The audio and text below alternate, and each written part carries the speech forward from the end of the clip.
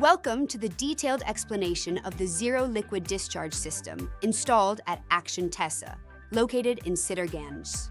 This advanced ZLD facility is designed to treat industrial wastewater generated during manufacturing operations and ensure that no liquid effluent is discharged outside the plant boundary. The entire system works in an integrated manner to recover maximum water for reuse and convert dissolved impurities into solid form, achieving complete environmental compliance. The process begins at the Z settler, which has a capacity of 70 kiloliters. Here, incoming wastewater is allowed to flow slowly so that heavy suspended particles settle at the bottom due to gravity. The collected sludge is periodically drained and sent for sludge handling. This stage reduces the load on downstream treatment units. The wastewater then enters the equalization tank with a capacity of 180 kiloliters. This tank performs three critical functions: equalizes fluctuations in flow, maintains uniform pollutant concentration, prevents shock loading to biological units. Continuous mixing ensures homogeneity. From equalization, wastewater enters three reaction tanks: lime dosing tank, alum dosing tank, polydosing tank. Each tank has a capacity of 13 kiloliters. Here, lime adjusts pH. Alum destabilizes colloidal particles. Polymer helps in flock formation. These chemicals cause fine suspended solids to combine into heavier flocks.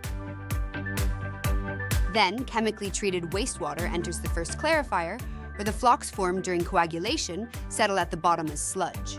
Clear water overflows to the next stage, while the settled sludge is removed and sent for further treatment.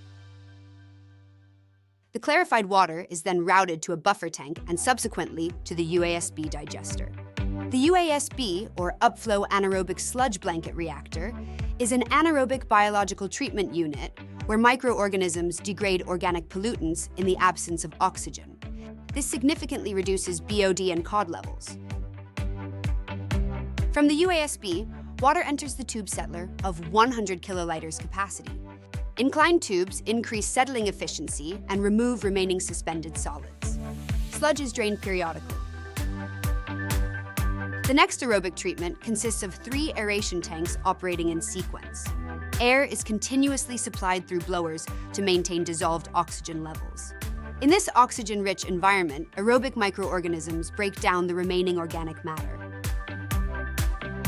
The treated water then enters the second clarifier, where biological sludge settles at the bottom.